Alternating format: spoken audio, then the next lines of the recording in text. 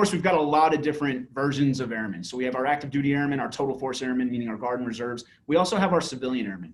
And one of the best things about on the active duty side in our total force is we go through basic training. And so there's this long onboarding process where every person is broken down. They're broken down together as a team, and then they're built back up into what we call an airman. On our civilian side, we have a very different process. It's actually named something different. It's called acculturation as opposed to onboarding. And that process is only a week. However, those civilians are they're side by side with the rest of our airmen. They are civilian airmen, but they don't get the benefit of that massive onboarding and built into the brotherhood and sisterhood that we have as airmen. And so my question to you is, how would you build, if you were completely, king for a day, build an acculturation process that actually mimics the benefits of something like a basic training? That's a great question. The people who volunteer to wear the uniform, they're signing up for a certain kind of lifestyle. And part of that lifestyle that they're signing up for includes that intense indoctrination into a new culture, where you and your identity and your uniform become commingled.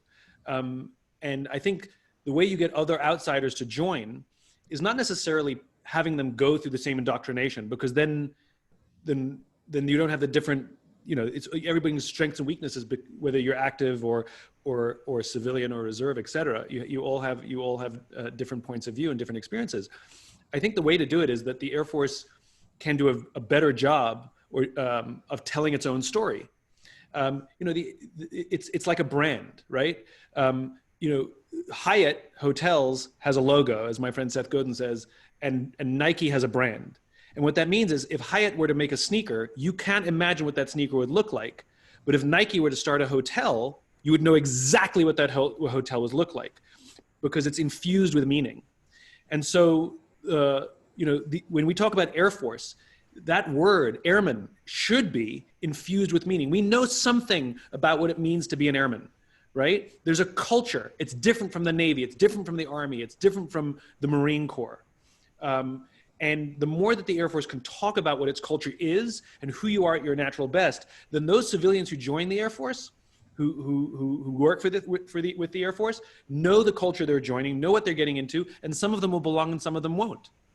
I have never worn an Air Force uniform, but I like to think that culturally I'm very closely aligned with you. I feel a kinship with the Air Force, the way you view the world, your willingness to challenge the status quo, ask questions, how innovative you all are. The way, when you're at your natural best, you're thinkers and problem solvers. And although I have made good friends and get along well with the other uniformed forces, I feel like I belong in the Air Force.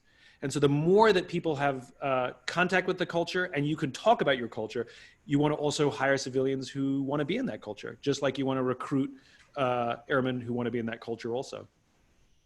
So if I heard this right, you're saying that at some point you would like to join the Air Force? I think I'm too old. I don't know. I think that there's waivers for everything. That's one thing. No, that's true. There's a waiver for everything. That's true. We can waive anything. No, that's awesome. I hadn't thought about it that way. As far as, so sometimes we get so caught up with trying to bring everybody to the same place.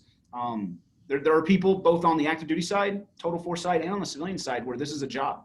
Yeah. Even if you're wearing this uniform, it's still a job, and that's okay. Yeah. It's just you haven't crossed over to the point that that this is a calling or a passion, and it's okay. Not everybody does, and some of those people leave and go on to do great things in the civilian world, and some people stay and they realize, you know what, it's more than a job, and that's what kind of brings them in. We don't want everybody to be the same. There are advantages and disadvantages and different perspectives depending on what group you're with, and so I think most importantly is we need to express gratitude for the differences that people bring, not try and make everyone the same.